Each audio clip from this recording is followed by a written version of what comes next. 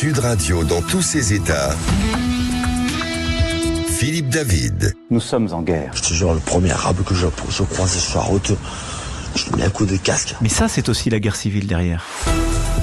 Bienvenue dans Berkov dans tous ses états avec David dans tous ses états, on va dire ça comme ça.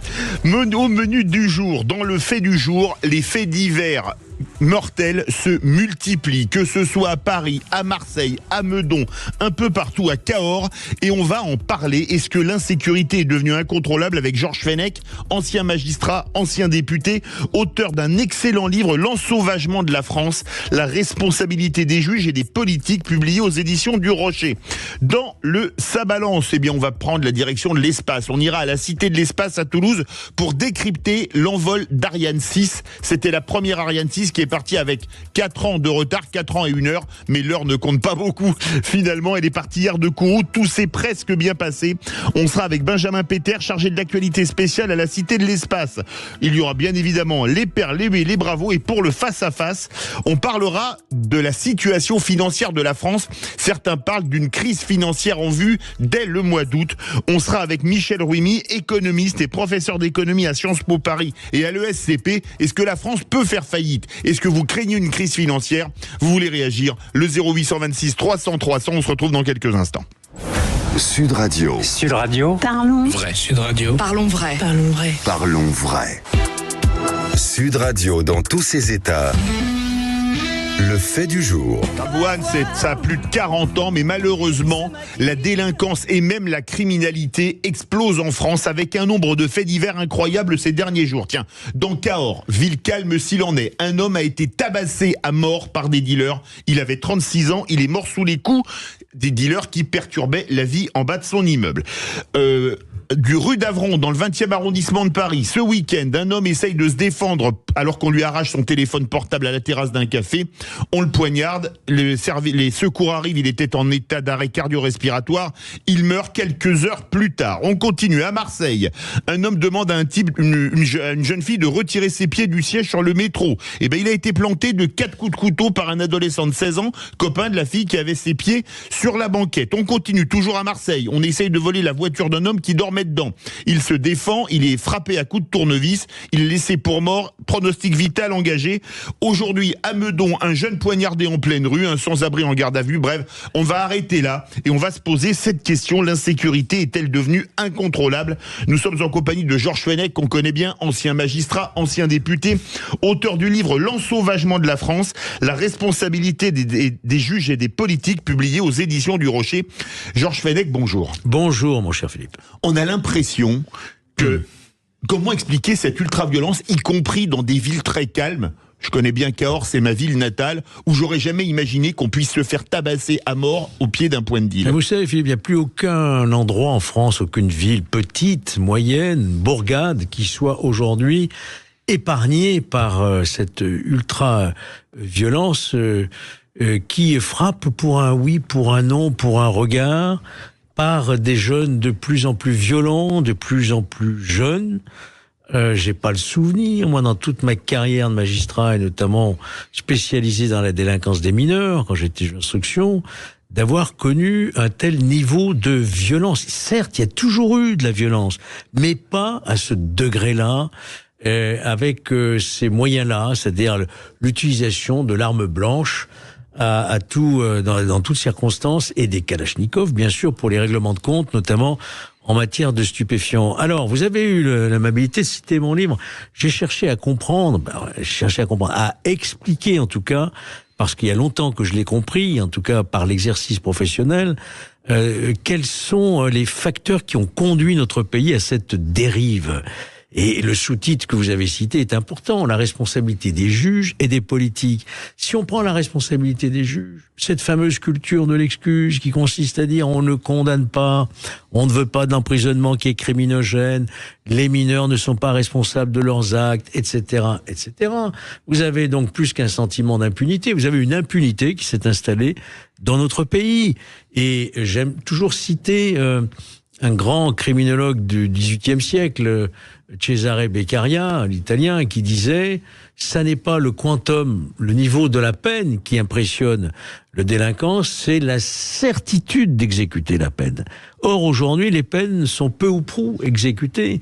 Et c'est dans ce sentiment pour les policiers qui arrêtent des individus qui sont relâchés au bout de 24 heures que leur travail, finalement, est vain et que cette société est en train de partir, si vous voulez, dans le non-respect, que ce soit de la police, de la justice. Et c'est ça qui explique où on en est aujourd'hui. Pour reprendre le titre de votre livre qui utilise un mot fort, ensauvagement, qui avait été repris par Gérald Darmanin, l'actuel ministre de la Justice, quand le garde des Sceaux, qui refuse de reprendre le terme d'ensauvagement, déclare, je cite, « L'insécurité, il faut la combattre. Le sentiment d'insécurité, c'est plus difficile car c'est de l'ordre du fantasme. » Est-ce qu'il n'est pas totalement dans le déni de réalité ? Et il dit ça à l'époque où il est garde des Sceaux, pas à l'époque où il était avocat. Moi, j'ai une conviction intime, c'est que ces résultats de ces dernières élections et cette défaite sans appel du clan de la Macronie, de la majorité présidentielle, il faut aller chercher surtout la raison du côté de la place Vendôme. Parce que les Français ont compris que place Vendôme, il n'y avait pas de politique pénale à la hauteur de la gravité de la situation. Ils l'ont compris. Et quand ils entendent effectivement le garde des Sceaux qui, malgré budgétairement les efforts qui ont été faits en faveur de la justice, continuer à nier une réalité, continuer à ne pas vouloir faire construire des places de prison ou des centres éducatifs fermés, il n'y en a même pas un par département, les Français ont compris que la justice s'était totalement dévoyée dans une culture de l'impunité, dans une culture de l'excuse et de l'irresponsabilité. Je cite aussi les parents, par exemple. Voyez-vous ? Donc, je crois que ce thème de la sécurité a été un des critères de choix de nos compatriotes au moment d'élections et européennes et législatives. Vous parlez des mineurs. Vous avez été juge des mineurs, Georges Fenech. Quand on voit, c'est très certainement des jeunes qui ont tabassé à mort ce ressortissant russe à Cahors. Ceux qui sortent des couteaux, ils n'ont pas 70 ans en général, on est bien d'accord. J'ai l'impression, pour prendre un terme de psychanalyste, qu'il n'y a plus de surmoi. Le surmoi, c'est ce qui vous empêche de faire les choses. Une fille vous plaît, elle veut pas sortir avec vous, ben vous l'agressez pas sexuellement, vous la violez pas, ou quelqu'un se défend pour son téléphone portable, vous le poignardez pas à mort. Est-ce que vous avez constaté au fur et à mesure cette perte de surmoi en tant que magistrat ? Oui, excusez, à partir du moment où des jeunes qui sont en perte de repères, des carences éducatives, des échecs et absentéisme scolaire, n'ont plus d'encadrement, n'ont plus de référent à l'autorité, n'ont plus de sanctions. Donc ils sont effectivement totalement désinhibés. Ils veulent une réponse immédiate à leurs désirs, satisfaire leurs désirs immédiatement. J'ai besoin des dernières baskets les plus prisées, j'ai besoin d'une moto, j'ai besoin d'argent, j'ai besoin de ceci, ben je vais le prendre là où il est. Et notamment dans le trafic de drogue. C'est ça. Je veux, je vole, je la veux, je la viole. Mais bien sûr. Parce que vous savez, le mineur, il a son intelligence. Il fait son rapport coût-avantage. Ça me rapporte quoi, le trafic de drogue ? Pas mal d'argent. Ça me coûte quoi ? Pas grand-chose. Un peu de garde à vue, peut-être un peu de centre éducatif, et puis je ressortirai, je recommencerai. Donc le bilan qu'il fait en termes économiques, si je puis dire, il est largement positif. Il n'a aucune raison de s'arrêter ou de vouloir travailler plus péniblement qu'il ne le fait. Donc tant qu'on n'aura pas pris la mesure du fait que le mineur aujourd'hui se sent totalement invulnérable, qu'il agit en vainqueur contre la police, vainqueur contre la justice. Et malheureusement, ce que je regrette, c'est qu'en 2021, il y a eu une réforme qui a été portée par Madame Belloubet et portée par Éric Dupond-Moretti sur la fameuse ordonnance de 45 sur les mineurs. On pouvait s'attendre à plus de fermeté, compte tenu de cette évolution. Ça a été tout le contraire. Ce qui est absolument fou. Est-ce que la délinquance des mineurs, c'est la grande oubliée des politiques de sécurité ? C'est le grand défi de notre société. Vous savez, un crime ou délit sur 5 est le fait d'un mineur. C'est tout énorme. Confondu. 20% de la criminalité dans notre pays, c'est un jeune et de plus en plus jeune. La grande oubliée, oui, et c'est triste pour la sécurité en général, mais c'est triste pour le mineur aussi, parce qu'il va gâcher sa vie en réalité. Georges Fenech, si on regarde les statistiques dans la rubrique, alors c'est des termes juridiques, homicide abouti, c'est-à-dire les tentatives d'homicide qui ont réussi, on était à 816 en 2020, 881 en 2021, 959 en 2022. On a passé la barre symbolique des 1000. 1010 en 2023. Et si on prend les tentatives d'homicide inabouties, c'est là où on tente de tuer les gens, mais que, heureusement pour eux, ils ne meurent pas, on est passé de 2358 faits en 2016 à 3584 faits en 2023. Ça fait 1200 de plus. C'est énorme. Et entre 2000 et vous voyez, on a l'impression que ce cycle infernal est inarrêtable. Et est-ce que les criminels n'ont plus peur de la justice, finalement ? La question de cette violence en pleine expansion, elle est démontrée par les chiffres que vous venez de citer, entre les tentatives d'homicide et les homicides. Ils ont malheureusement explosé. Rien qu'à Marseille, je crois l'année dernière, 40 règlements de mort. 52 morts, je crois. 50, c'est effrayant. Et ils sont des jeunes, hein, oui. Très jeunes. Ceci montre bien, si vous voulez, qu'on est dans une société aujourd'hui où le crime, finalement, est présent à tout instant, partout, et que l'autorité, la justice et la police ne parviennent pas à endiguer ce fléau.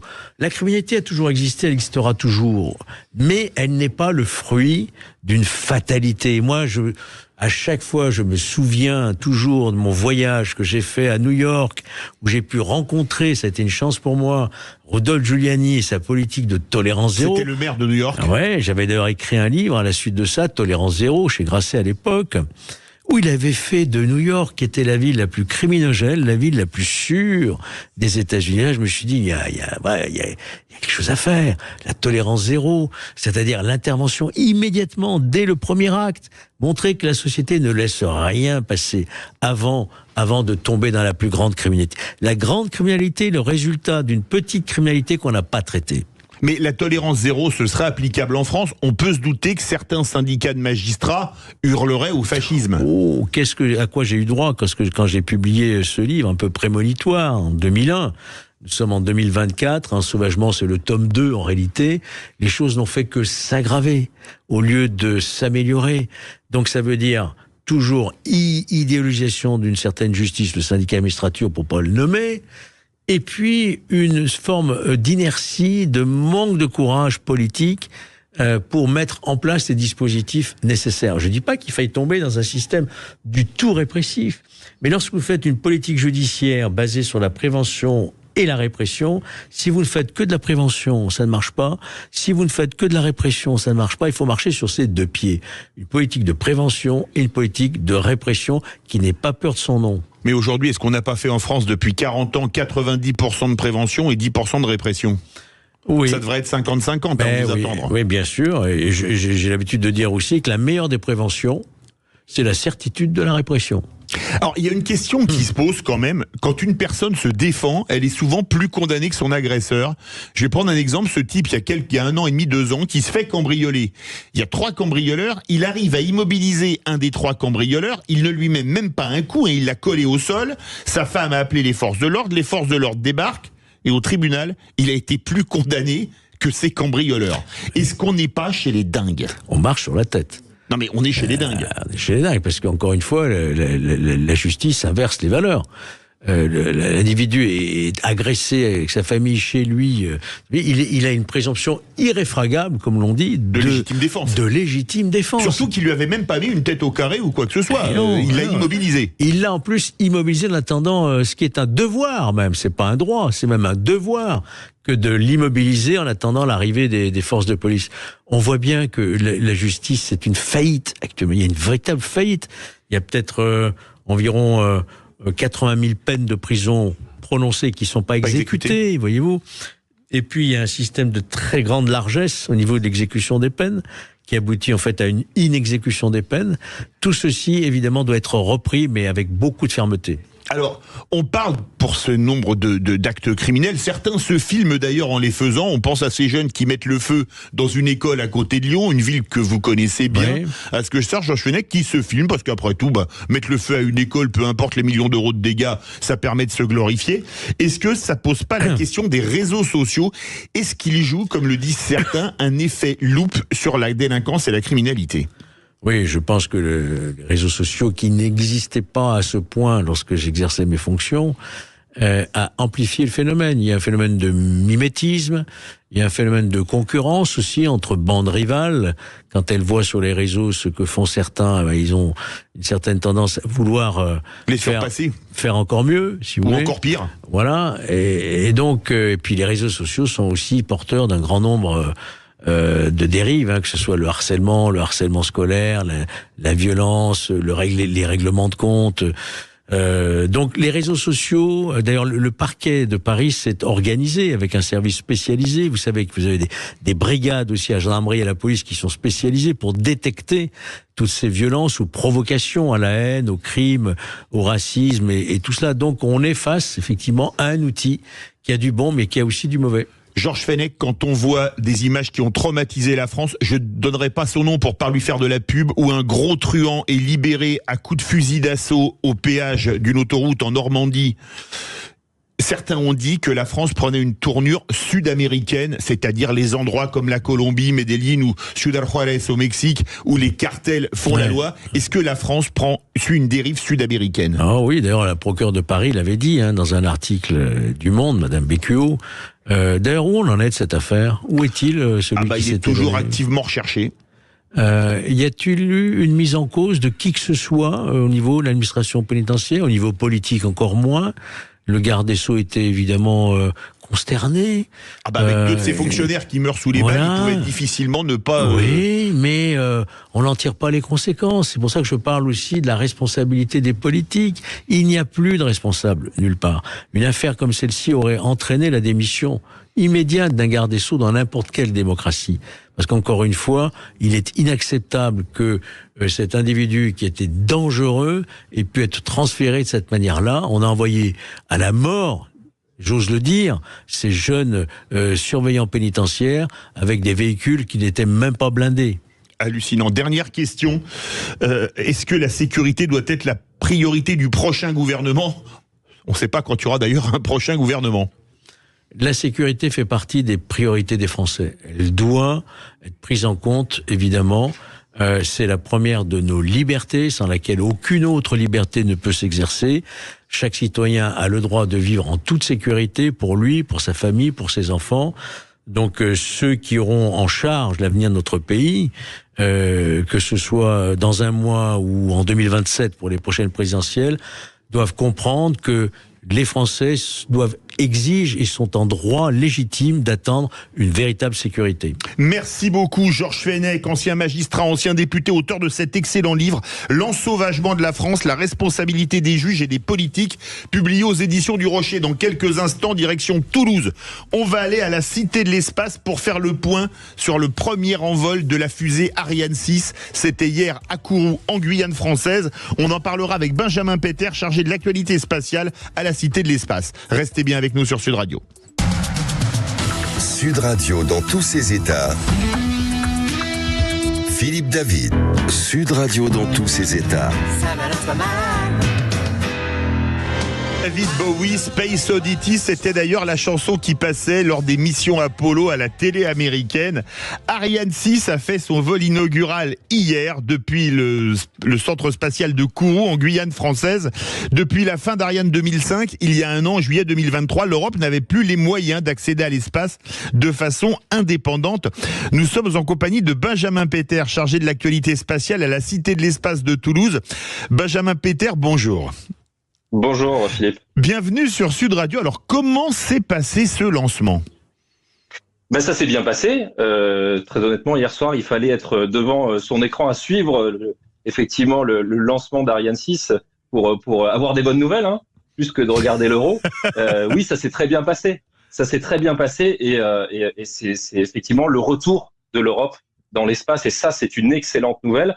Comme vous le disiez, il y avait besoin d'avoir un lanceur lourd. Depuis un an, on n'avait plus de lanceurs européens qui nous permettent d'accéder à l'espace pour des gros satellites. Ariane 5 était arrivé en fin de carrière et Ariane 6 tardait à arriver. Donc là, ça y est, c'est une bonne nouvelle. On a de nouveau un lanceur disponible qui va pouvoir permettre de faire de nouvelles missions, d'envoyer des nouveaux satellites et de gagner en souveraineté. C'est vraiment ça tout l'intérêt effectivement d'Ariane 6, c'est de retrouver cette souveraineté et de plus passer forcément par SpaceX comme ça a été le cas pour certaines missions européennes récemment. Benjamin Péter, vous avez parlé d'un souvenir douloureux, le France-Espagne de football. Il y avait 4000 personnes hier à la Cité de l'Espace de Toulouse pour assister au décollage d'Ariane 5 depuis Kourou. Exactement, on était 4000 devant un écran géant avec donc on a expliqué, on a partagé avec des médiateurs qui ont raconté un petit peu ce qui se passait minute par minute, comprendre que il y a un moment où les boosters se séparent, un moment où la coiffe s'ouvre, et puis on était avec des gens du CNES, avec des gens de l'ESA, des gens qui travaillent sur Ariane 6 depuis Toulouse ou depuis Paris. Voilà, on était en contact aussi avec le centre spatial de Guyane pour essayer de comprendre effectivement comment se passe ce lancement. Et ouais, les gens ont vraiment partagé ce moment avec nous. On a communié presque dans ce moment-là où Ariane a décollé. On a vu les gens applaudir, crier à chaque moment, à chaque étape. Et on a vu vraiment des familles, on a vu des passionnés du spatial comme des gens qui simplement voulaient vivre ce moment ici à la Cité de l'Espace. Benjamin Péter, qu'est-ce qui différencie Ariane 6 d'Ariane 5 ? Alors la première chose, c'est que Ariane 6 est beaucoup plus flexible, beaucoup plus modulable à plusieurs égards. C'est-à-dire que si vous prenez une Ariane 6 avec ses 4 boosters, sa plus grosse configuration, c'est pas celle qui a volé hier, c'est l'équivalent à peu près d'Ariane 5 en puissance.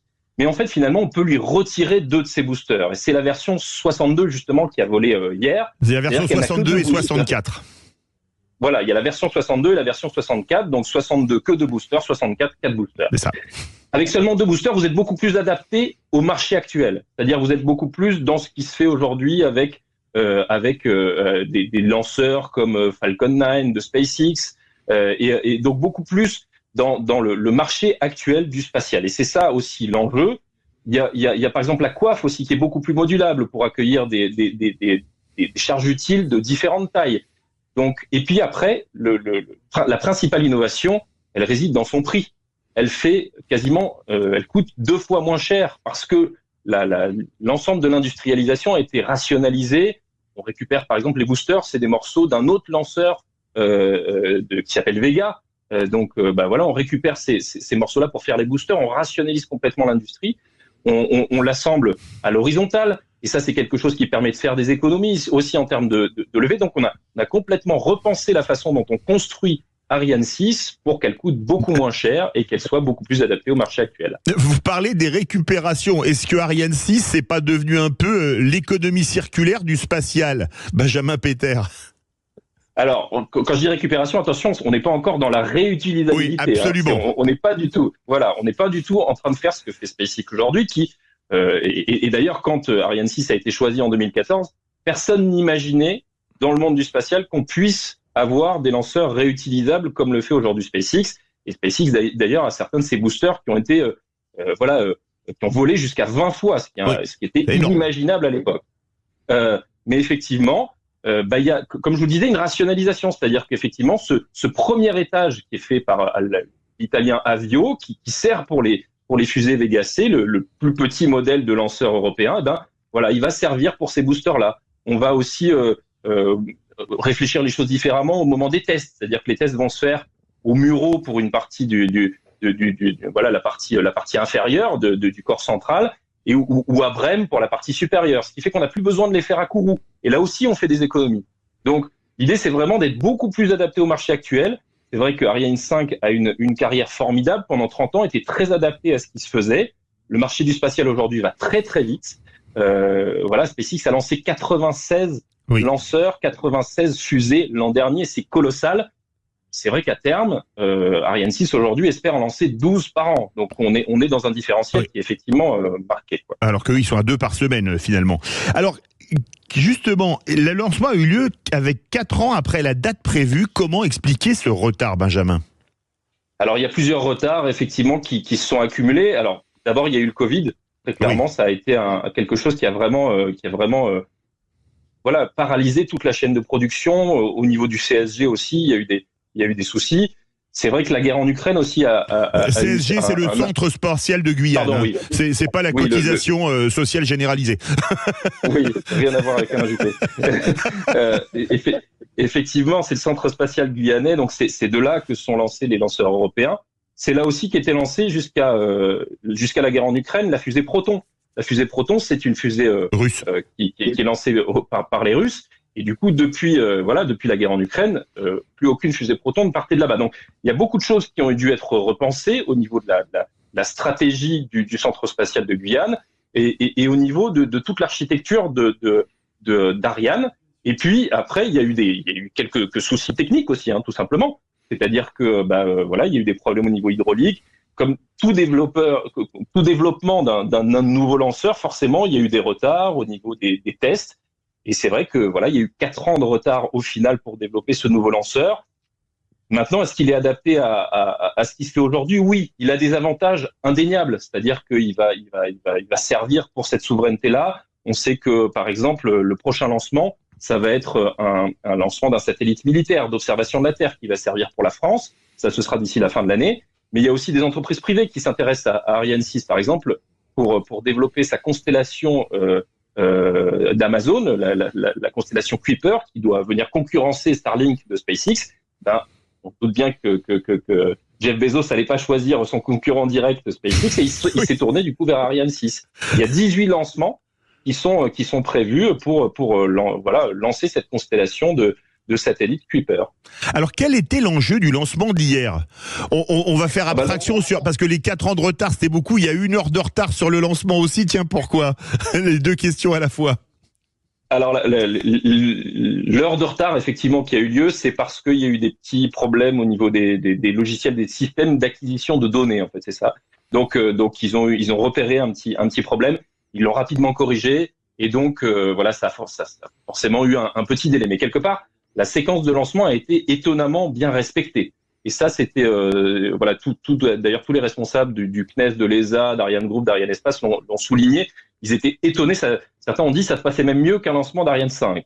Donc c'est vrai que les retards ont été minimes par rapport à ce qu'on aurait pu attendre pour un premier lancement.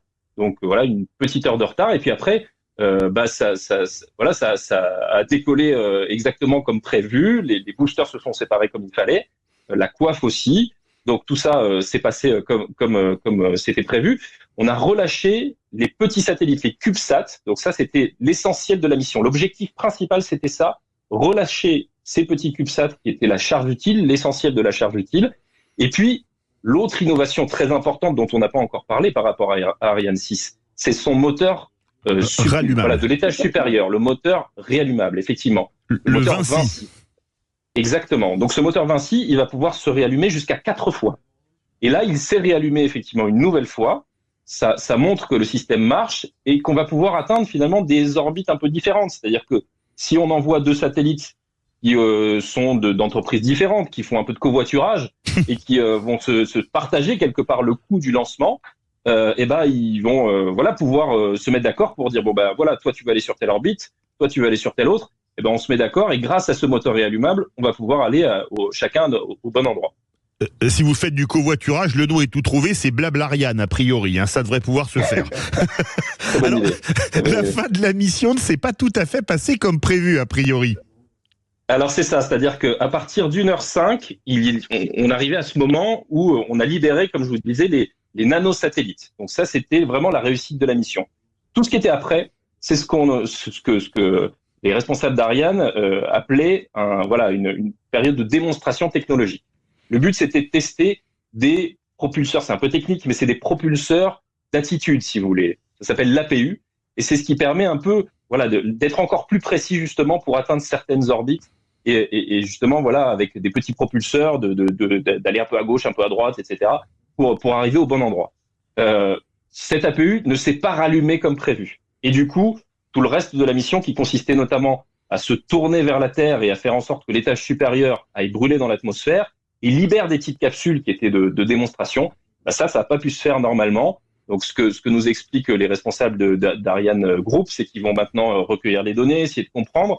Mais ce qu'il faut bien comprendre, c'est que c'est vraiment tout ce qui est avant qui comptait. C'est-à-dire que pour avoir les mêmes capacités qu'Ariane 5, c'est vraiment cette première heure qui était le plus important. Et ça va pas du tout. Voilà, les problèmes qu'il y a eu après ne vont pas du tout compromettre les futurs lancements. C'est vraiment ce qui est à retenir, c'est que il y aura un lancement d'ici la fin de l'année, et probablement un après au printemps 2025. Alors, on a parlé brièvement du moteur rallumable Vinci. En quoi est-il révolutionnaire ? Je vous disais, c'est ça, c'est-à-dire qu'effectivement, il va pouvoir se rallumer plusieurs fois. Jusqu'à 4 fois, c'est ça ? C'est ça, jusqu'à 4 fois. C'est-à-dire jusqu'à présent, vous allez, voilà, une fois que l'étage supérieur se séparait de l'étage inférieur, le moteur s'allumait et puis il brûlait en continu donc il atteignait une orbite précise et c'était tout. C'est-à-dire qu'il n'y avait pas de possibilité d'ajuster. Là, on va pouvoir ajuster, on va pouvoir être beaucoup plus adapté là encore au marché actuel. Parce que, comme je vous disais, il y a peut-être certains opérateurs qui auront besoin d'aller sur une orbite et certains sur une autre. Alors, l'Europe peut-elle encore concurrencer les Américains en général et SpaceX en particulier ? Alors là, c'est effectivement tout l'enjeu. C'est-à-dire que là, maintenant, c'est la suite d'Ariane. D'ailleurs, il y a des projets de recherche et développement qui s'appellent Ariane Next pour essayer de justement penser à l'après-Ariane. Probablement qu'Ariane 6 n'aura pas la durée de vie qu'a connue Ariane 5. 30 ans, c'était considérable. Oui. Voilà, les choses évoluent beaucoup plus vite. Et 30 ans avec un taux de succès énorme. Avec un taux de succès considérable, c'est-à-dire avec une précision. Il faut se rappeler par exemple ce qui s'est passé au moment du lancement du télescope James Webb. Le lancement, la précision qu'a réussi à atteindre Ariane 5 à ce moment-là a permis au télescope James Webb de gagner 10 ans de vie, puisqu'il n'a pas eu besoin d'utiliser son carburant à lui pour atteindre le bon point de Lagrange, qui était son point de destination finale. Donc, Ariane 5 a joué un rôle incroyable dans le spatial. Et c'est vrai qu'Ariane 6 prend le relais. Maintenant, il va falloir effectivement, peut-être cet enjeu de la réutilisabilité, ça va être un champ très important. On sait que Ariane n'a pas fait ce choix-là parce qu'à l'époque, en 2014, quand on a pensé l'architecture d'Ariane 6, c'était pas du tout dans les esprits. Personne n'imaginait qu'on puisse faire un lanceur réutilisable. Elon Musk nous a fait tous mentir et on a tous compris que c'était possible de le faire. Maintenant, si on avait misé pour le réutilisable tout de suite pour Ariane 6, probablement qu'il aurait fallu encore attendre beaucoup plus longtemps et que l'Europe aurait été privée d'un lanceur pendant encore de nombreuses années. Donc, ils ont fait le choix de ce lanceur-ci, qui n'est pas réutilisable aujourd'hui, qui le sera peut-être demain avec des innovations. Et pour ça, il faudra que les partenaires européens se mettent d'accord. Et c'est peut-être ça la difficulté. C'est-à-dire qu'il va falloir que tout le monde soit d'accord pour réinvestir, continuer à développer, à innover, pour que demain, Ariane 6 soit encore plus adapté et peut-être vraiment beaucoup plus dans la concurrence avec des Américains, avec SpaceX et avec les Chinois aussi, qui lancent quand même, l'année dernière, ils ont lancé près de 70 fusées dans l'espace. Oui. Quel est le rôle de la France dans Ariane 6, outre évidemment le fait d'avoir la base de lancement en Guyane ? Alors effectivement, déjà, comme vous le disiez, il y a le centre spatial guyanais et puis c'est de là que tout part. Il y a le CNES aussi, effectivement qui a pensé par exemple une bonne partie de ce qu'est la structure de lancement, qui a le pas de tir, la base au sol, etc. Donc ça a été réfléchi effectivement au CNES à Toulouse notamment. Et puis on construit, comme je vous disais, la partie inférieure d'Ariane 6. Donc toute en fait, ce qui s'allume au tout début, voilà, le moteur Vulcain et tout le corps principal, la base du corps principal, ça c'est créé en France, au Mureau. C'est conçu en France et ensuite c'est par bateau avec le fameux bateau Canopée qui est en partie propulsé par des voiles. C'est d'ailleurs assez étonnant comme bateau. Il se rend, ce corps central, il va pouvoir se rendre comme ça en Guyane. Mais c'est vrai que la France représente 55% d'Ariane, c'est-à-dire que c'est dans une fusée Ariane, il y a 55% de Français en termes d'investissement. Et donc c'est une grande partie de notre part dans la contribution européenne à l'Agence spatiale européenne. On peut dire, vous parliez de souveraineté spatiale, que la France est quand même encore un grand pays en termes de technologie aéronautique et spatiale. Alors, vous êtes à la Cité de l'Espace, mais ceux qui connaissent bien Toulouse savent que d'un côté de la ville, il y a le spatial et de l'autre côté, il y a l'aéronautique avec Airbus et ATR. Bien sûr, et souvent, ils travaillent ensemble. Je pense à la TECOR aussi. Je pense, il y a effectivement tous les sous-traitants, va pas nous aider d'AR, etc. Évidemment. Mais effectivement, il y a une économie du spatial et de l'aéronautique ici qui est incroyable. C'est d'ailleurs pour ça que la Cité de l'Espace se trouve ici, à Toulouse, parce qu'il y a cet environnement, cet écosystème vraiment autour du spatial. Et oui, c'est vrai qu'on le voit tous les jours. Et d'ailleurs, ça joue aussi dans l'engouement de ce qu'on a connu hier soir, dans la façon dont les gens s'intéressent au spatial, dont ils viennent nous voir. Les écoles aussi, tout au long de l'année, viennent nous voir, parce que le spatial, ça fait rêver aussi, et que ça donne envie, ça peut créer des vocations aussi pour les plus jeunes. Donc, ça fait partie des choses qu'on explique aussi ici à la Cité de l'Espace. On a parlé des Américains. La Russie, la Chine, c'est des concurrents sérieux pour Ariane 6 ? Alors, la Chine, c'est un concurrent sérieux. C'est-à-dire qu'effectivement, aujourd'hui, la Chine développe beaucoup de lanceurs, compte développer des lanceurs encore plus lourds pour aller encore plus loin. Mais l'objectif de la Chine, c'est d'aller sur la Lune et même d'aller sur Mars. Ils ont un calendrier très précis. Et là, ils font plus la course avec les Américains. Et c'est d'ailleurs ce qui relance aujourd'hui toute la course à la Lune. Tout le programme Artemis, qui a été d'ailleurs lancé par Donald Trump. Au départ, c'est parce que les Américains voyaient bien sur la Lune. que la Chine avait l'intention de marcher sur la Lune et que leur programme, ils le déroulent et ça se passe bien pour l'instant. Donc le programme Artemis, essaye de concurrencer ça. Maintenant, est-ce que les Chinois sont des concurrents d'Ariane 6 ? Pas forcément, parce que quelque part, il y a des lois américaines qui font que beaucoup de composants qui sont créés aux États-Unis ne peuvent pas partir avec des lanceurs chinois. Et puis après, il y a les lanceurs russes. Aujourd'hui, les lanceurs russes, ils permettent surtout d'accéder encore à l'ISS. La Russie est une grande nation du spatial parce qu'elle a prouvé dans le passé. Est-ce qu'elle va continuer à être aussi puissante ? C'est peut-être plus compliqué parce que, par exemple, justement, sur le programme lunaire, la Russie est un partenaire de la Chine. C'est pas la Chine qui est un partenaire de la Russie. C'est un partenaire secondaire. C'est la Chine qui part d'abord sur la Lune avec l'aide de la Russie. Mais c'est pas l'inverse. Et ça, c'était inimaginable encore il y a quelques années. Merci Benjamin. Et c'est vrai que... Merci Benjamin Péter, chargé de l'actu spatiale à la Cité de l'Espace à Toulouse. Si vous passez par Toulouse, allez le visiter. Pour les petits et les grands, c'est absolument génial. Dans quelques instants, les perles levées, les bravos. Et bravo pour Ariane 6. On se retrouve dans quelques instants. Sud Radio dans tous ses états. Philippe David. Sud Radio dans tous ses états. Les perles du jour. Jean Ferrat, ma môme, l'époque où la gauche parlait des ouvriers et des usines. Depuis des années, on parle de réindustrialisation de la France, une France dont la part du PIB dans l'industrie est aujourd'hui au niveau de la Grèce. 9%, alors que l'Allemagne est à 19%. Fort bien, mais c'est sans compter sur les écologistes pour qui il ne faut pas d'industrie, avec en contrepartie, ils semblent l'oublier, les emplois et les richesses créées qui vont avec et qui permettent de payer les retraites qu'ils veulent repasser à 60 ans.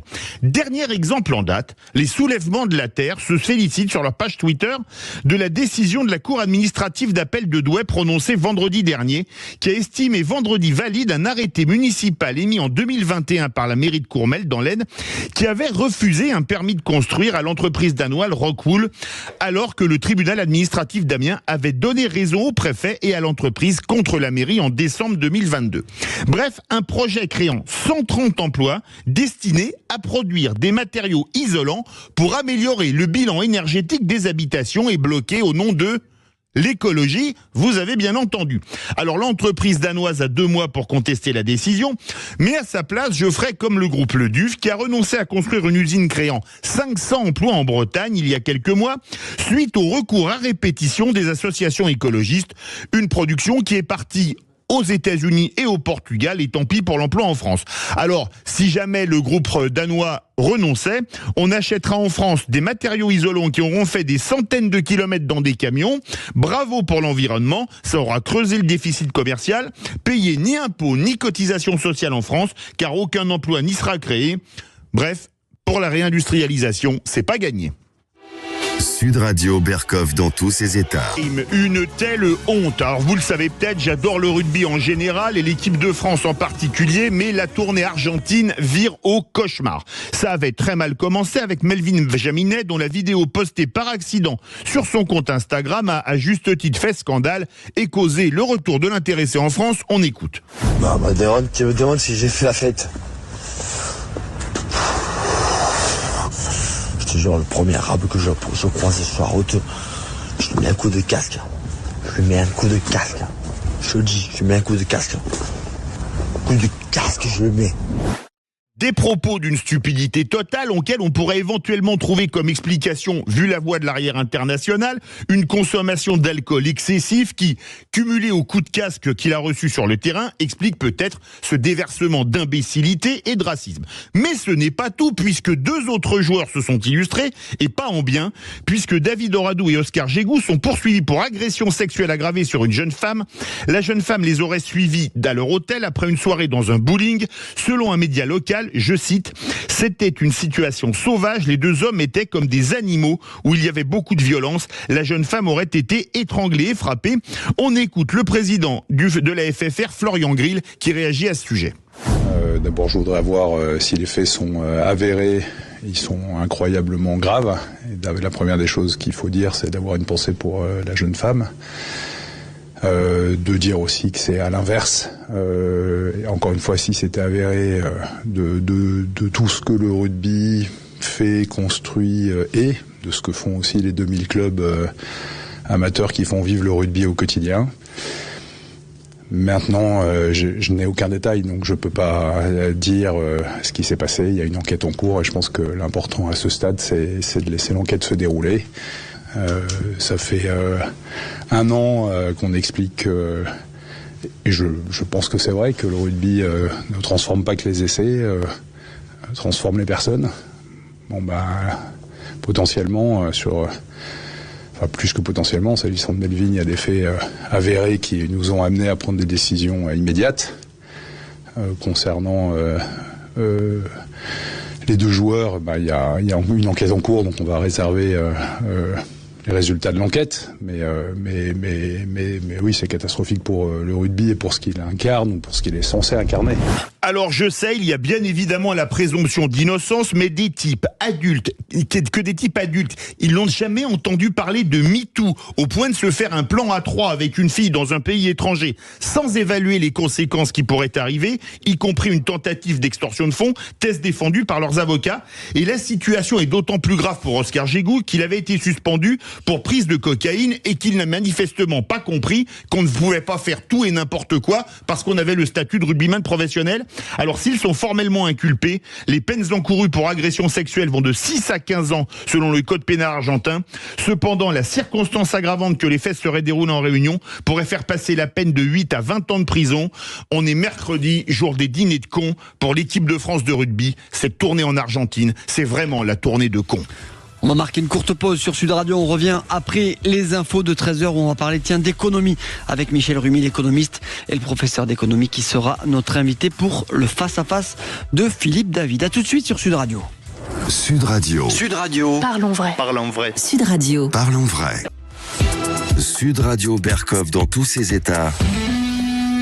Le face-à-face. 13h04 sur Sud Radio, l'heure pour nous de vous présenter ce face-à-face. On parle d'économie aujourd'hui avec Philippe David qui présente l'émission et qui reçoit Michel Rumi, économiste, professeur d'économie à Sciences Po Paris. Bonjour Michel Rumi. Bonjour. Bonjour David. Bruno Le Maire a averti lundi sur Twitter contre le risque de crise financière et de déclin économique de la France que constitue selon lui la nouvelle donne politique issue des législatives où aucun camp politique n'a réussi à avoir la majorité absolue.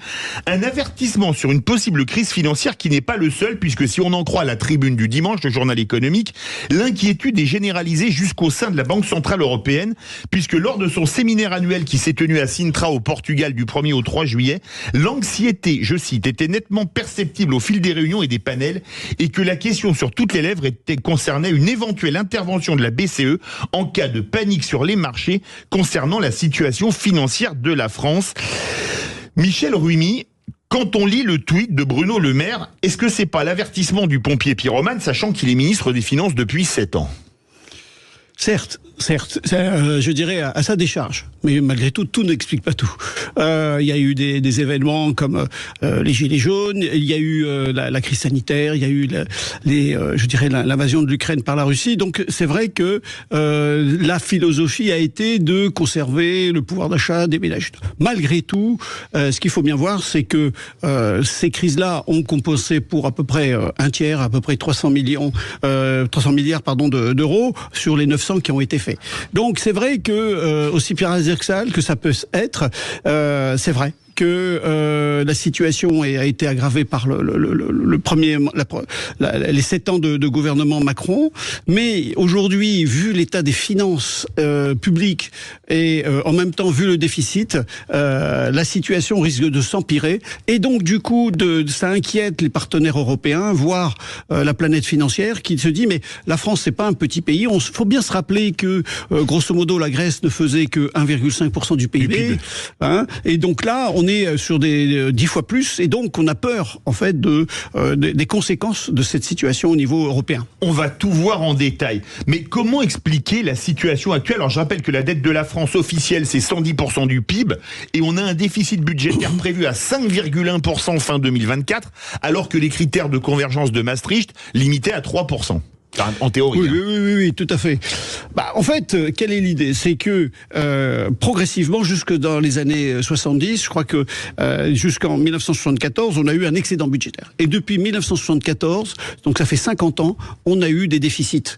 Alors, des déficits qui ont eu, je dirais, de graves conséquences, parce que en fait, au lieu de prendre à bras le corps, on a fait des tentatives, et durant ces 50 ans, bien sûr, on a fait des relances budgétaires qui n'ont pas apporté leurs fruits, mais il y a eu d'autres crises, et à chaque fois qu'on a eu des crises, on a utilisé l'arme du budget, et les périodes de calme n'ont pas permis de résorber je dirais, ce déficit. Et donc, du coup, on se retrouve avec cette dette, on va dire, abyssale, d'une certaine manière, dans la mesure où ça fait beaucoup, et donc ça vient poser la question de la crédibilité de la France au niveau international et financier. Michel Ruy, vous l'avez rappelé, le dernier budget en équilibre de la France, c'était 1974, il y a 50 ans.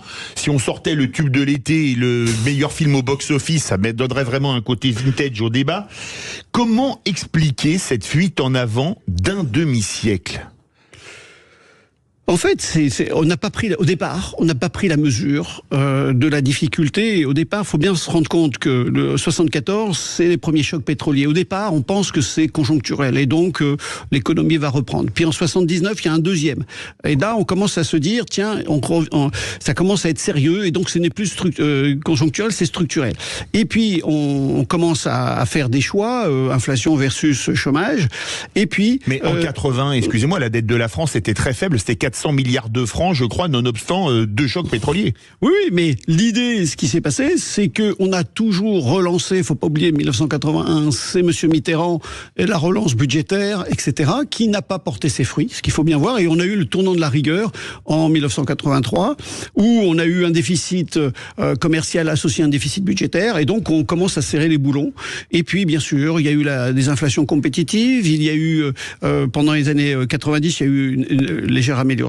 Mais grosso modo, depuis, ce qu'il faut bien voir, c'est que depuis 1990, donc ça veut dire depuis les 35 dernières années, eh bien, on a eu un déficit budgétaire que 9 fois en deçà de 3%. Donc on a été toujours au-delà des 3%, ce qui a fait que, bien sûr, on est passé sur les fourches codines de la BCE, de la Commission européenne, en disant il y a un déficit excessif, etc.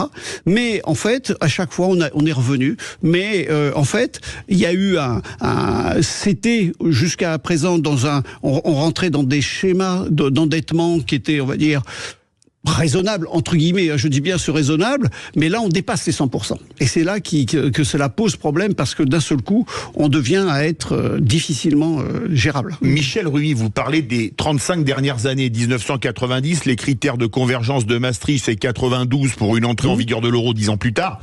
Dans ce laps de temps, il y a eu 5 ans avec une croissance à 4% à peu près, c'était les années Jospin, notamment avec le développement de la tech, l'arrivée des téléphones portables qui a créé un surplus de croissance.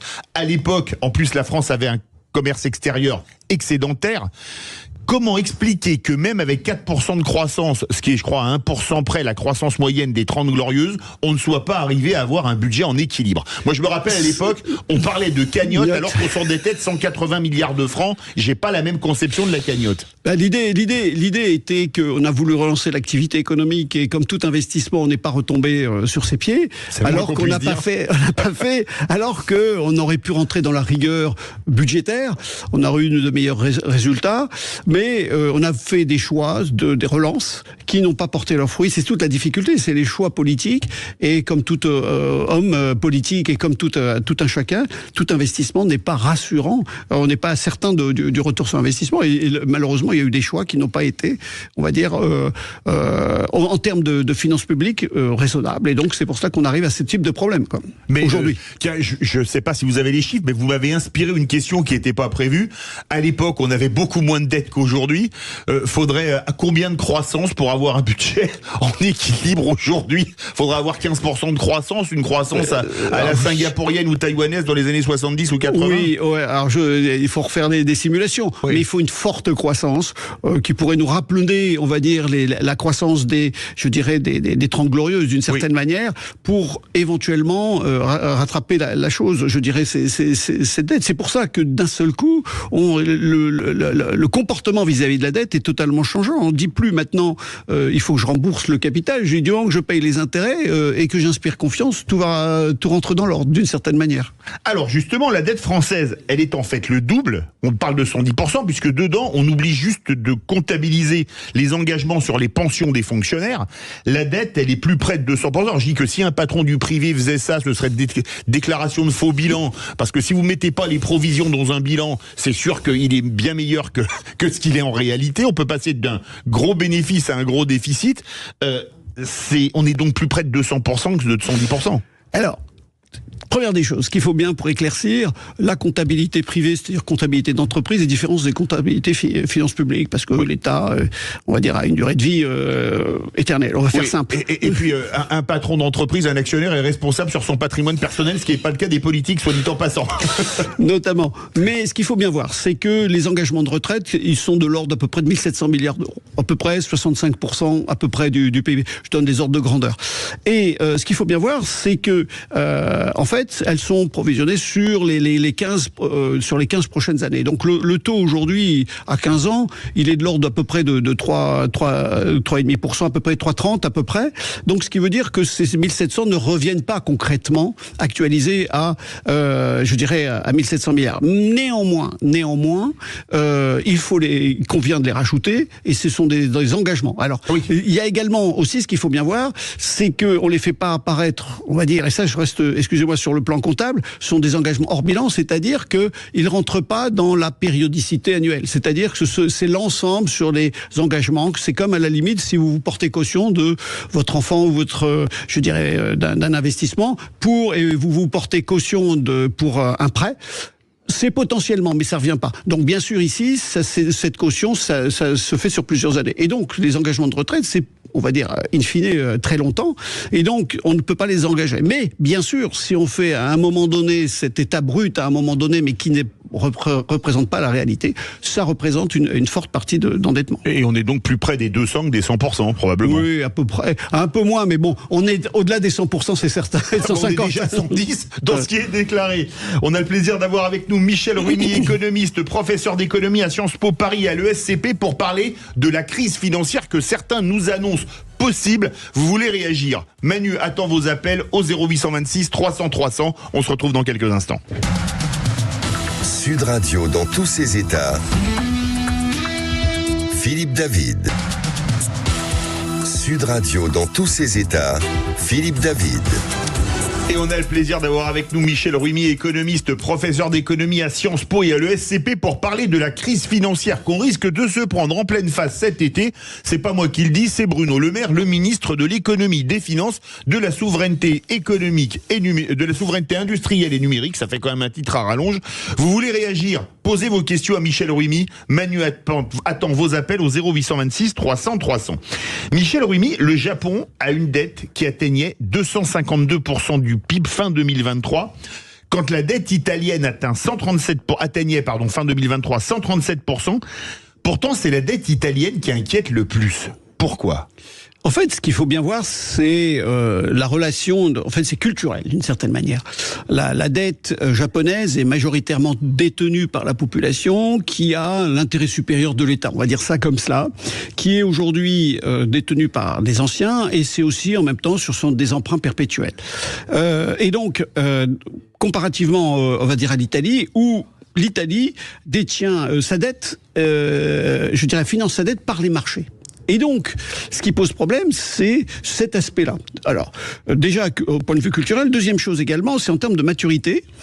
Le Japon a rallongé sa dette, on va dire sa maturité de sa dette. La dette moyenne, elle est à un peu plus de 9 ans, alors que l'Italie s'endette plutôt, on va dire, à court moyen terme. Donc elle est plus, on va dire, ouverte, plus sensible aux effets de conjoncture, ce que j'appelle de court et moyen terme. Donc c'est pour cela qu'elle revient. C'est-à-dire qu'elle n'a pas une base nationale pour financer sa dette, et en même temps elle dépend des marchés, et en même temps elle s'endette à court moyen terme. Donc ce qui fait qu'il y a deux paramètres, et c'est pour cela que cela perturbe d'une certaine manière les investisseurs, dans la mesure où on se dit mais elle n'a pas de base qui peuvent la sauver si les marchés la refusent, eh bien elle pourra plus continuer son activité économique. Alors Sandrine Rousseau n'a pas exclu l'idée d'aller chercher dans l'épargne des Français en prenant l'exemple du Japon qui a une dette qui appartient aux Japonais.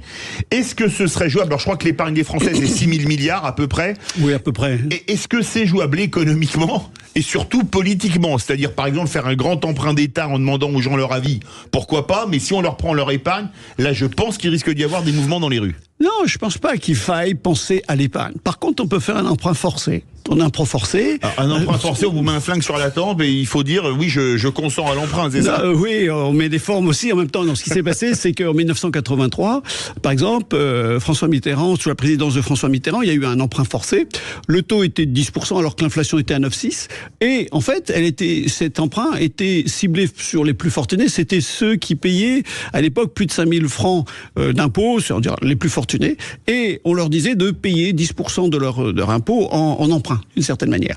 Donc aujourd'hui, c'est pas tant l'épargne, puisqu'il y a quand même, pour ceux qui sont les plus démunis, ont un peu d'épargne, on va pas aller les chercher. On va toujours chercher, toujours les plus fortunés. Et donc, ça serait plutôt dans cette optique-là, beaucoup plus que de façon uniforme à l'ensemble de la population française sur l'épargne. C'est surtout toujours, faut pas oublier que le programme du nouveau Front populaire vise plutôt à taxer les plus fortunés, beaucoup plus que de façon unilatérale tous les Français. Mais méfiance que il y avait François Hollande dedans, pour qui on était riche à 4 000 € par mois, rappelons-nous. Hein. Oui, mais bon, alors qu'est-ce qu'être riche? Est-ce que c'est forcément une richesse, on va dire, monétaire? Faut voir en même temps si c'est une richesse patrimoniale également. Si il y a beaucoup de paramètres à prendre en compte quand on considère la richesse, et c'est pas si simple que ça de dire qui est riche en fait. On peut ne jamais avoir travaillé et être très riche. Il suffit d'avoir gagné à l'euro-million à 18 ans, quoi. D'une certaine manière. Non, mais c'est vrai. Et la richesse, qu'est-ce que être riche? C'est un problème philosophique, et philosophique au sens large, puisqu'on peut très bien s'estimer. Je suis riche de mes amitiés et non pas forcément de riche monétairement et au niveau patrimonial. Vous parliez tout à l'heure du remboursement de la dette qui pose question. On parle de rembourser les intérêts, mais le capital, on peut arriver à le rembourser ou pas? Ou alors à horizon 2323 ou je sais pas, dans 300 ans. Ce qu'il faut bien voir, c'est quoi? C'est qu'aujourd'hui, en fait, lorsque un particulier s'endette, on va dire, ne serait-ce que pour son prêt immobilier. Sur 20-25 ans. Voilà. La partie de sa mensualité comprend une partie du capital et une part des intérêts. Absolument. Lorsque l'État s'endette, il fait ce qu'on appelle un remboursement in fine. C'est-à-dire que pendant toute la période, mettons sur 10 ans, il va payer tous les intérêts, chaque année les intérêts de sa dette, et la 10e année, avec le dernier remboursement paiement de ses intérêts, il va emprunter pour rembourser le capital. Et il repart sur 10 ans, etc. Donc il fait rouler sa dette d'une certaine manière. Donc ça, c'est le comportement de l'État.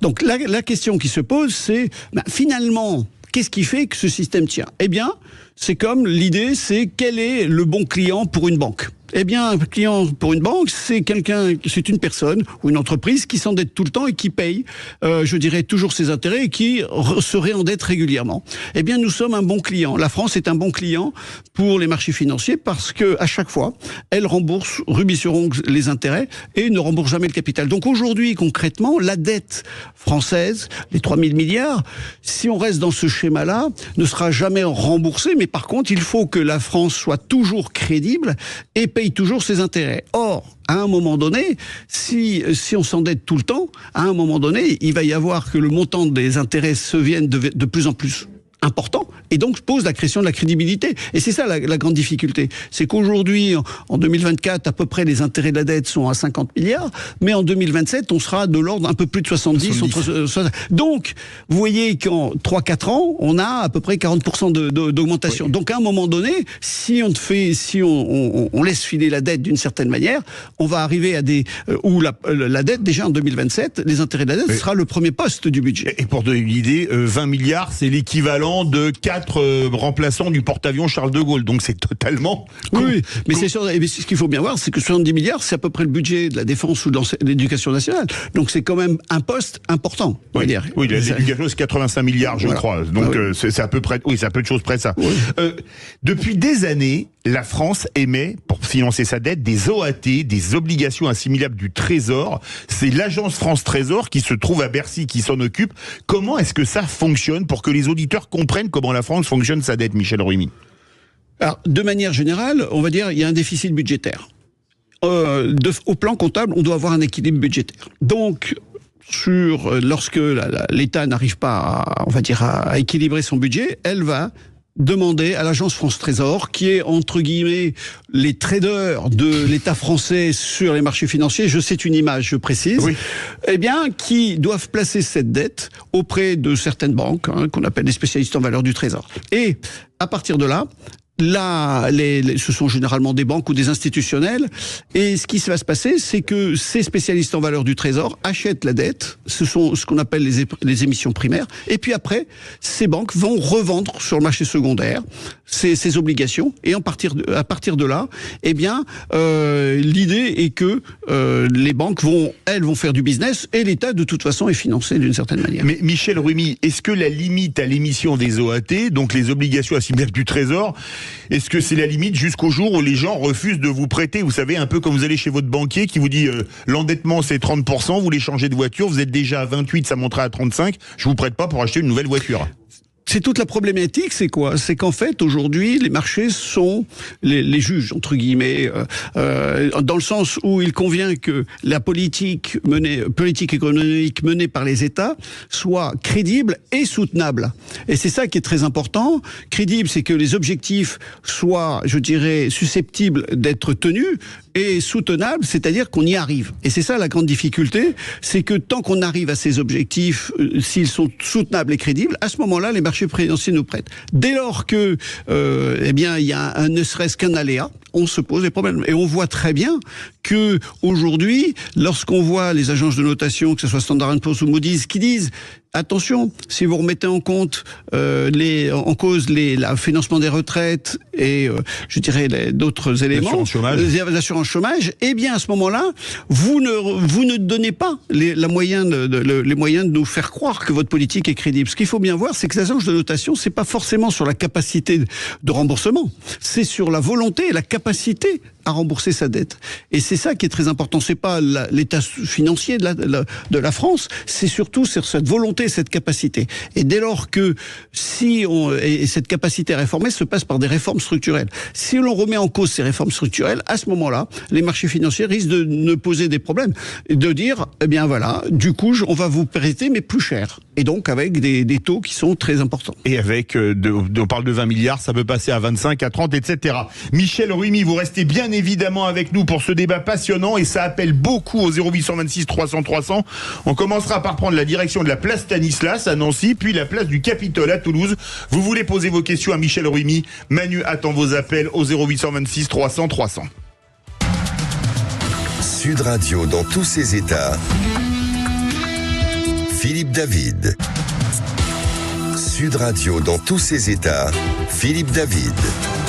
Et on a le bonheur d'être en compagnie de Michel Rumi, économiste, professeur d'économie à Sciences Po Paris et à l'ESCP pour parler de cette crise financière qu'annonce Bruno Le Maire. Alors on espère qu'elle n'aura pas lieu et vous faites beaucoup réagir au 0826 300 300. Michel Rumi, on prend la direction de Nancy. Bonjour Francis. Bonjour à tous. Eh bien, on vous écoute et Michel Rumi vous écoute. Alors, je souhaitais avoir les éclaircissements de Michel sur ces trois affirmations, trois réflexions. La première, c'est que les agences de notation, il en a parlé, sont des outils du capitalisme libéral. Donc, attention, ne nous focalisons pas forcément sur les notations et les agences de notation, même si évidemment elles ont une importance. La deuxième réflexion, c'est sur les SVT, les serveurs de valeur du Trésor. Entre l'agence France Trésor au ministère des Finances et les SVT, il y a un organisme qui fait qu'on n'a pas une totale transparence sur qui achète quoi en termes d'OAT. Et la troisième réflexion, quand on parle d'une dette à 3100 milliards, on parle d'une dette dont la durée de vie, si j'en crois la première page du site de l'agence France Trésor, est de quasiment 8 ans. 3100 divisé par 8, j'arrondis à 400 milliards, et on compare toujours une dette de 400 milliards par an sur 8 ans avec un PIB annuel. Est-ce que ce n'est pas une erreur? Voilà, j'attends l'éclaircissement de votre invité. Francis, vous restez avec nous. J'ai noté les questions. Michel Rumi, alors les agences de notation, il y en a 3, hein. Fitch, Moody's et Standard, majoritairement, mais c'est les 3 plus connus. Fitch, Moody's et Standard & Poor's. Est-ce que ce sont le bras armé du capitalisme mondial, comme dit Francis de Nancy? Tout dépend comment on se situe. J'élude pas la question. La question qui se pose, ce sont les marchés financiers. Aujourd'hui, c'est vrai, depuis les années 80, on a mis en place un capitalisme patrimonial où, on va dire, les actionnaires sont, on va dire, les privilégiés. On va dire ça pour ça. La question qui se pose, c'est que ces marchés ont besoin de notateurs indépendants qui donnent leurs sentiments sur des critères objectifs. Par exemple, quelle est la différence entre un analyste financier d'une banque commerciale et d'un notateur? L'analyste d'une banque va donner des orientations sur achat, vente, etc., stabilité. Le notateur, lui, il dit voilà, la situation de la France est telle qu'elle est là, et voici les perspectives que j'en vois. Mais il ne dit pas qu'il faut acheter ou pas. Donc, on a besoin ces investisseurs, les marchés financiers, en fait, qui sont des banques et aussi des investisseurs institutionnels, concrètement, ont besoin de personnes, on va dire, impartiales, qui donnent leurs sentiments sur la dette. Donc, c'est pas forcément des agents du capital, ils donnent le sentiment. Mais en même temps, ce qui est très important, c'est que si je dis que ce sont des agents du capital, on peut dire aussi que l'État français pourrait très bien dire, mais oui, mais moi j'ai tous les moyens de rembourser. Donc le niveau se situe entre les deux. La question qu'il convient de voir, c'est que il convient pour tout investisseur et en même temps pour, je dirais, tout particulier, de se poser la question, on alerte, on dit le niveau d'endettement est élevé. Faites attention. Il convient de voir, à faire attention au comportement de l'État au sens large, sur comment gérer les affaires publiques, parce que ce sont des engagements de plus long terme. Et la deuxième question sur le manque de transparence des SVT, selon Francis. Le manque de transparence, c'est quoi? C'est que c'est le serveur de valeur du Trésor. Les spécialistes en valeur du Trésor. C'est la question qui se positionne. Ce sont des banques qui achètent, qui ont un privilège pour acheter, ils sont de l'ordre d'une cinquantaine, un peu plus d'une cinquantaine, qui achètent en échange de certaines informations, on ne va pas rentrer sur le fonctionnement des marchés financiers, en fait, qui ont la possibilité d'acheter des obligations en première main, on va dire, des obligations d'État, et qui après les revendent. Après, la question, le marché, c'est tout et n'importe qui. À la limite, moi, si je veux acheter des obligations d'État, je vais m'adresser, par exemple, à une banque qui, elle, va en acheter, mais ça peut être aussi bien des investisseurs étrangers et n'importe qui. Donc, c'est vrai qu'après, l'idée est qu'il y a une traçabilité relative de savoir, mais aujourd'hui, concrètement, à peu près 50 à 60% de la dette est détenue par des non-résidents. Par des non-résidents. Et les 8 ans de dette, c'est la 8 ans de maturité, je crois, de la dette. Oui, à peu près. Ça consiste en quoi? C'est-à-dire que c'est la durée moyenne de remboursement. Alors, la question, c'est vrai que ça pose une question qui est fondamentale, c'est souvent, dans le critère de Maastricht notamment, on prend le ratio endettement public sur PIB. Or, si on prend à l'échelle on va dire d'un particulier, imaginez que vous envisagez d'acheter une maison, vous avez au numérateur, admettons, 100 millions.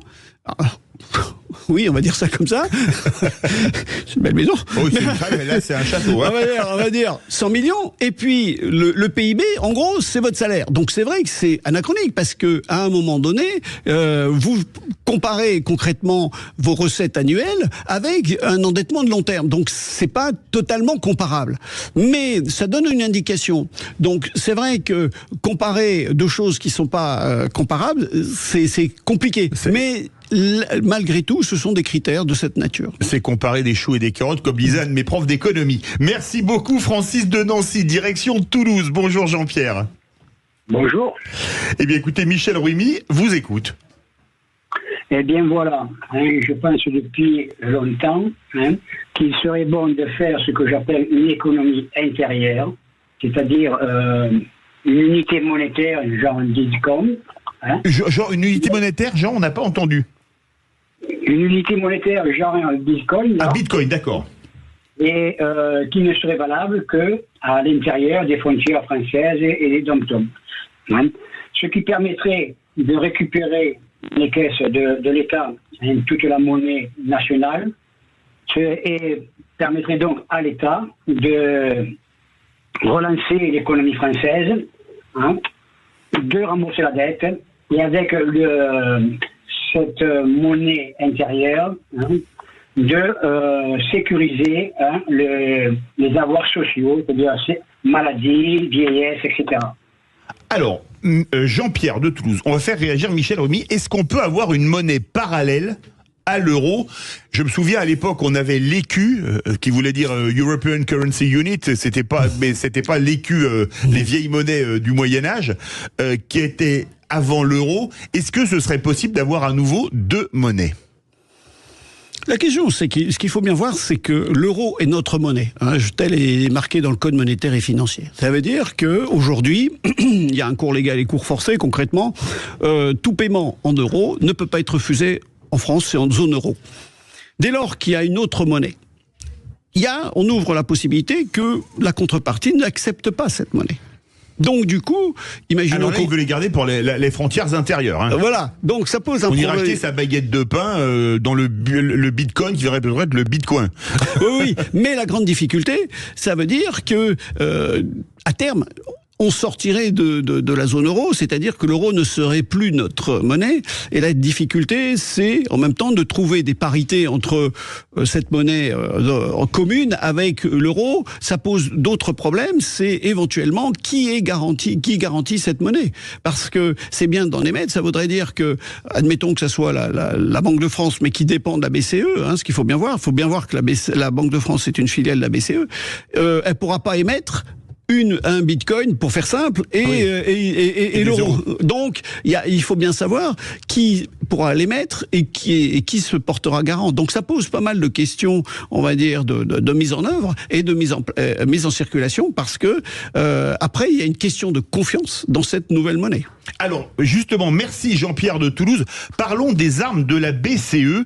Parmi les armes, il y a deux types d'instruments. Quand vous avez parlé de la BCE, il y a le premier qui s'appelle le TPI. Alors, je vous le fais en français, l'instrument de protection et de la transmission qui a été mis en place en 2022. En quoi est-ce que ça consiste ?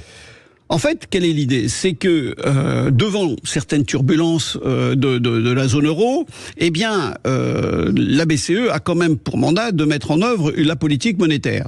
Et il s'avère que certaines réactions de marché peuvent mettre en difficulté la mise en œuvre de cette politique monétaire. Et donc, on a essayé de trouver un moyen de pouvoir continuer, on va dire, à mettre en œuvre cette politique monétaire. Simplement, elle ne se fait pas automatiquement. Il convient qu'à ce moment-là, il y ait des critères.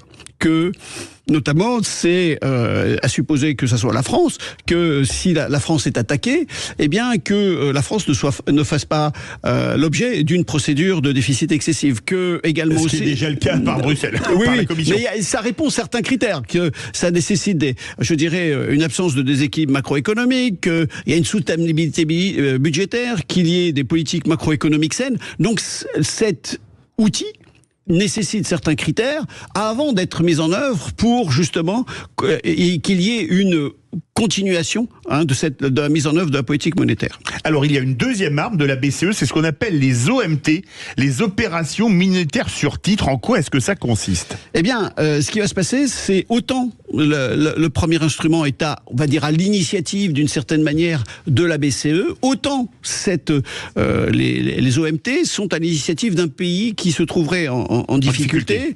Et à ce moment-là, il faut qu'il fasse la demande auprès de la BCE et en même temps d'assistance financière. Et du coup, en accord avec ce pays, la BCE va étudier surtout sur des critères, s'il y a toujours pas de déficit excessif, etc., la possibilité de racheter des obligations d'État. Vous êtes bien sur Sud Radio, on a le bonheur d'avoir Michel Rumi, économiste, professeur d'économie à Sciences Po Paris et à l'ESCP. Ça réagit encore beaucoup au 0826 300 300, mais il faut bien vivre. On se retrouve dans quelques instants. Sud Radio dans tous ses états. Philippe David. Sud Radio dans tous ses états. Philippe David. Et on a le bonheur d'avoir en notre compagnie Michel Rumi, économiste, professeur d'économie à Sciences Po Paris, à l'ESCP. On a fait Nancy, on est descendu au sud-ouest à Toulouse, direction la Normandie, direction Caen. Bonjour Philippe. Bonjour Philippe, bonjour Monsieur Rumi.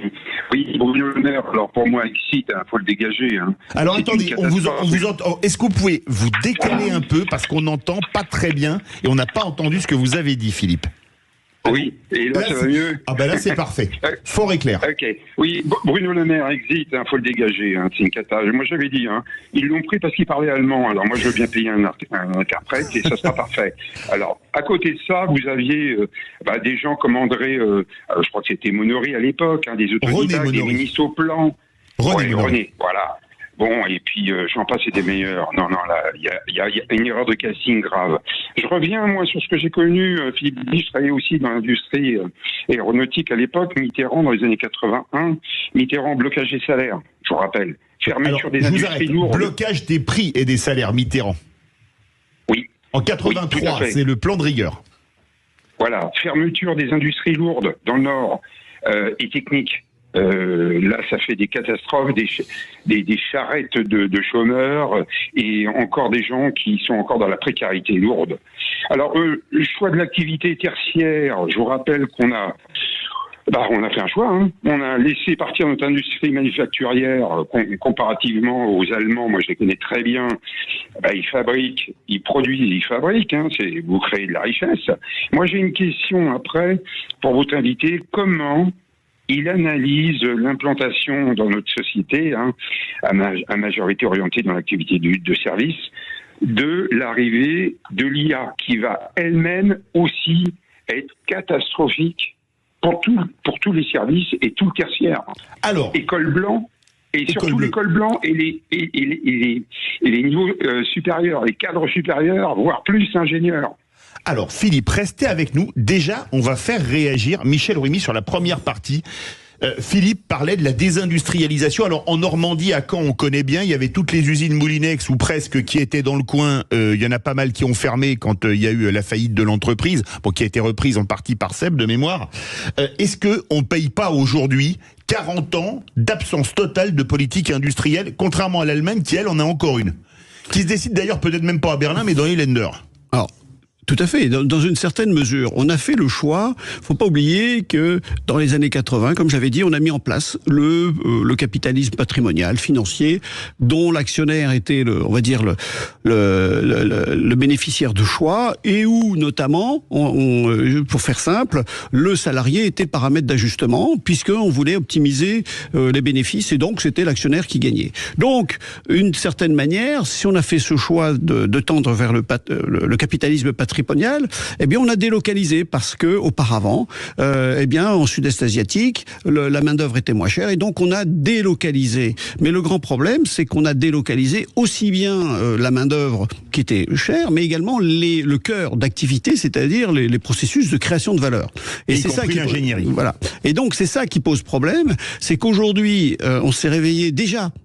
Les industriels s'étaient un peu émus, mais avec la crise sanitaire, et c'est devenu encore un peu plus aigu cette situation, avec même également l'invasion de l'Ukraine par la Russie, et donc du coup, on se voit aujourd'hui à devoir soit relocalisés, soit, je dirais, réindustrialisés. Et la grande difficulté, c'est que aujourd'hui, on se pose la question de savoir comment le faire. Donc, première des choses, c'est on va pas tout réimplanter, on va dire d'abord en France, mais surtout en Europe. Aujourd'hui, on pense plutôt à ce qu'il y ait une réindustrialisation au niveau européen, où certaines parties des processus soient, on va dire, ventilées au niveau européen, mais que la main-d'œuvre qui était la moins chère reste là où elle est actuellement.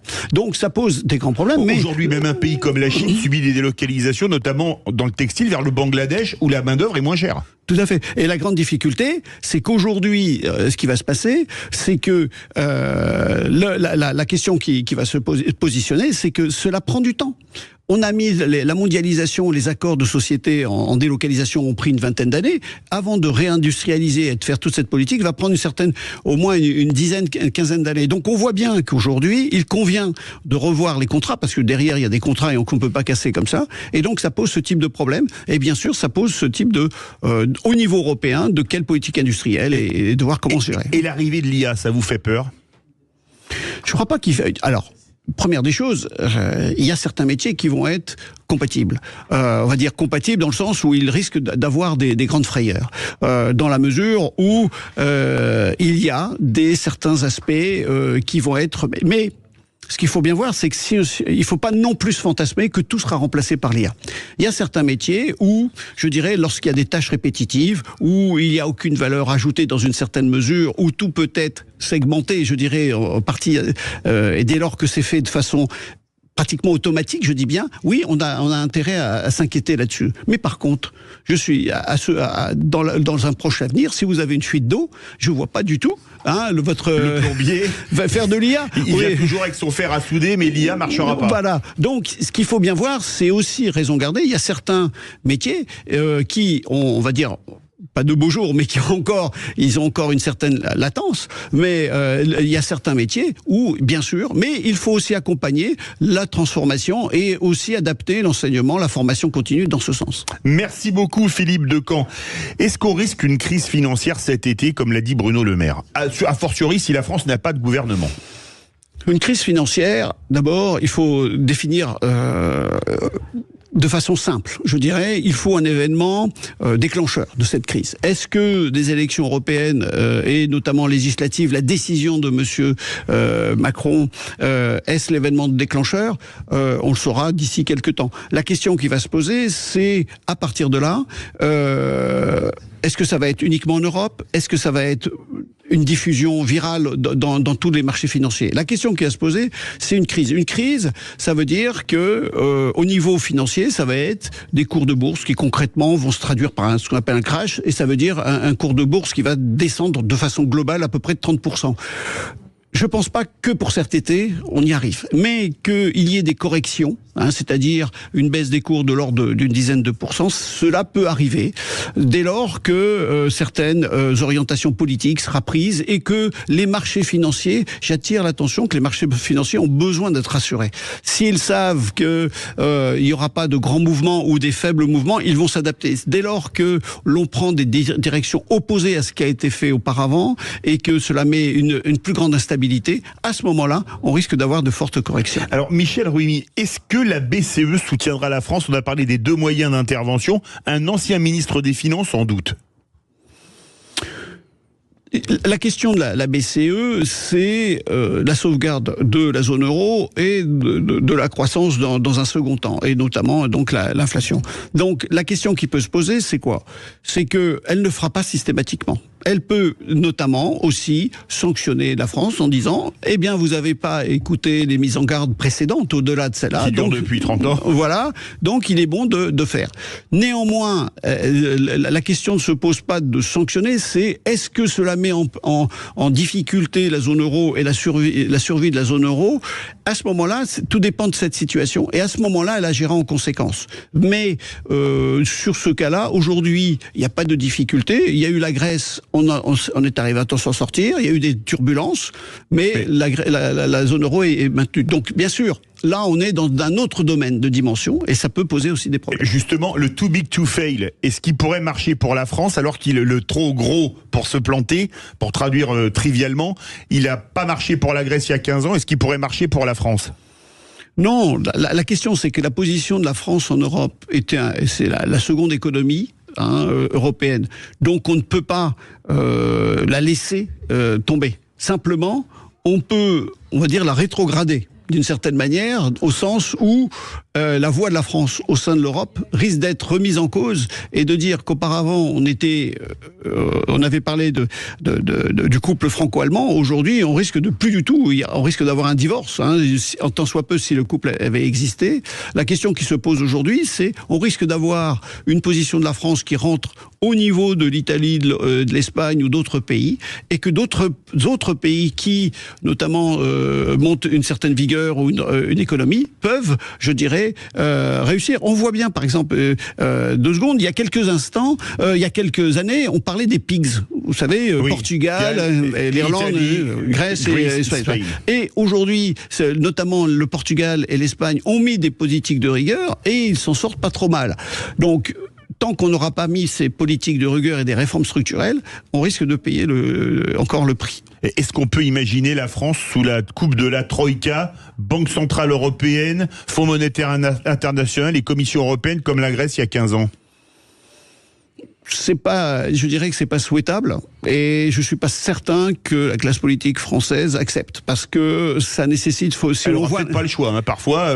Oui, mais il faut voir les conditions qui ont été prises. Il y a eu la baisse des pensions et des comment s'appelle, et des salaires des fonctionnaires qui ont été baissés très fortement. Donc je ne suis pas certain que ce qu'il faut bien voir, faut pas voir. Et puis les Grecs truandaient beaucoup les impôts, alors que les Français sont le peuple le plus taxé du monde. Et on a on va dire un ministère de l'administration fiscale est très performante en France. Oui. Mais l'idée, ce qu'il faut bien voir, c'est que ce qu'il ne faut pas négliger, ce serait rester, je pense à mon sens, qu'il ne faut pas rester uniquement dans la sphère économique. Il y a derrière des tensions sociales qui risquent d'exploser. On le voit bien entre, je dirais, le NPF ou le Rassemblement National. Il y a des personnes qui s'expriment, et derrière, il y a des réalités sociales, ne serait-ce qu'en termes de pouvoir d'achat, et ça pose des problèmes aussi. Merci beaucoup, Michel Rumi, économiste, professeur d'économie à Sciences Po Paris et à l'ESCP. C'était absolument passionnant. Merci à vous. On se retrouve demain midi sur Sud Radio. Tout de suite, vous retrouvez Brigitte Lahaye. Sud Radio. Sud Radio. Parlons vrai. Parlons vrai. Sud Radio. Parlons vrai.